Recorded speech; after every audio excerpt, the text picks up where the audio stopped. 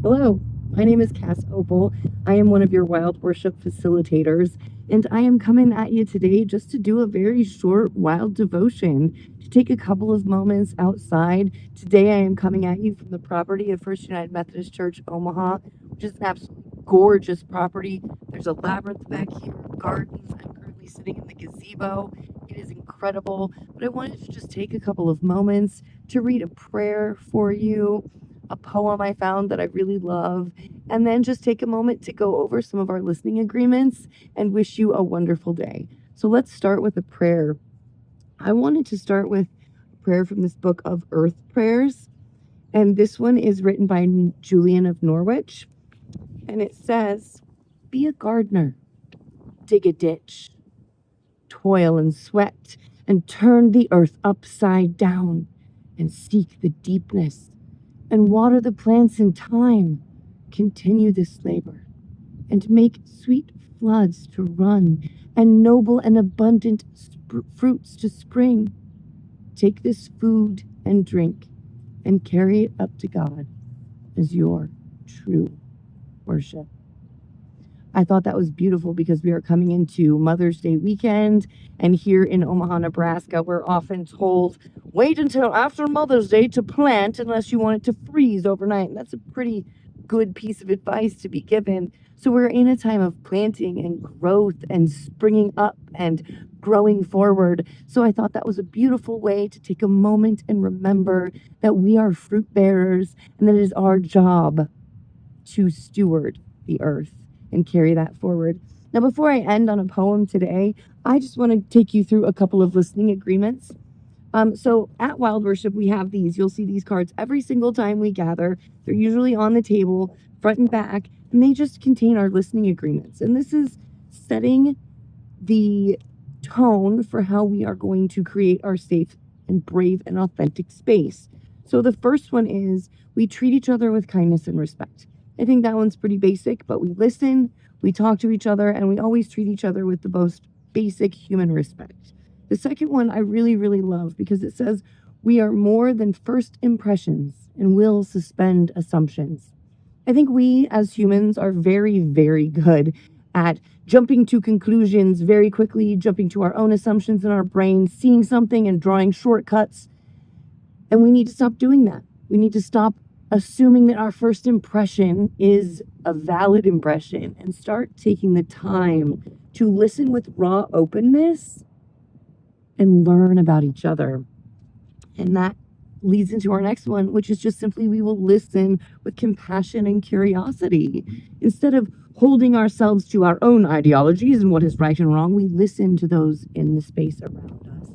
We hold our convictions lightly, and that goes to that last one. We're not coming in here to bully anyone into a belief or tell you your belief is correct or wrong. We are holding our own convictions and coming into community together to learn about each other. We make room for differences. We are all different. Every plant in nature is different. Every human is different. And it is that biodiversity that makes us incredible, but we have to make room and space for those differences so we can let that difference grow and thrive, as opposed to thinking that a difference makes us an other and we must reject the other. No, no others. Nope, nope, nope, nope, nope. We must embrace the other. We will share in I language.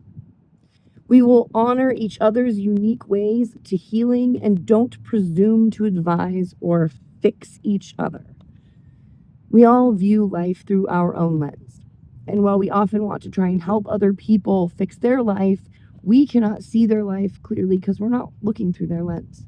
So taking the time to make sure that we are listening and hearing and letting them have space without trying to course correct, without trying to fix them, or without trying to make it right. Hold space. We hold all stories shared in the circle as confidential. You might have noticed that as even we're doing the video recording, I cut out the stories from when we returned from our wandering space. That is private and confidential. That is not for the internets or the world at large. That is a moment, a tender moment when you are in the wild worship space that you can partake in and be a part of, but it is confidential, so it stays in the wild worship space. Referencing life in all its unique expressions, life expressed as you, as your neighbor from Iraq or Alabama, those from deserts of Africa or the islands of Europe, as oak that grows in your yard, hawk that soars the thermals, thunderstorm that strikes the oak, an innocent mouse that becomes dinner for the hawk. All beings are infused with the divine presence. Diversity. We reference diversity as the flourishing of ecosystems, both within nature and within human society. Transformation. Tending to the felt experience of grief at the collapse we witness at all levels, and the optimism of the seeds of a new story that are emerging within the destruction. The reality of new life from ashes, the sacred cycle of life, death, and rebirth, of transformation for individuals, the collective, social, and biological systems, and the planet.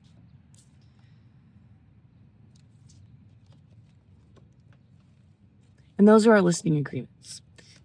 Things that we agree to as we come in this space, as we create a container, a greenhouse for everybody involved. As I said in my last wild worship, we're all exotic houseplants forced into a greenhouse only suited for golden pothos.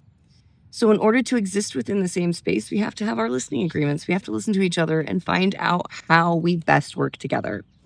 So I want to close my devotion today by inviting you to take 10 minutes, just 10 minutes, to step outside, say hello to a tree, take a moment to just feel the sun on your face, say hi to a bird, enjoy nature just for 10 minutes. That's all I'm saying. Just take 10 minutes to reset and give yourself some time. And I would like to close my devotion today with a prayer, not a prayer, excuse me, with a poem that I found in this book called The Haunted Forest Trilogy by Jarod K. Anderson. It has some incredible poems in here I really love. You'll hear a lot of poetry from this book in these devotions. And this one is called Shelter. Often, my mental health does not cooperate with my creative goals. Often, does not cooperate is an understatement. I frame this as brain weather. Sudden snow may disrupt my gardening plans, but the snow is not being malicious. It is not my enemy, it is just winter.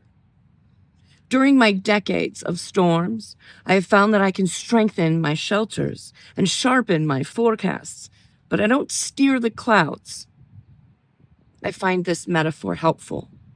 Natural hardships aren't punishments, nor do we own them. So, we should not blame ourselves for our struggles to stay warm and dry. May you have a beautiful, blessed day. Stay warm, stay dry. Know that you are beautiful, valid, and loved. And take a moment to get outside and remind yourself that even though you're a human, you're still just a complicated houseplant and you need sunlight too.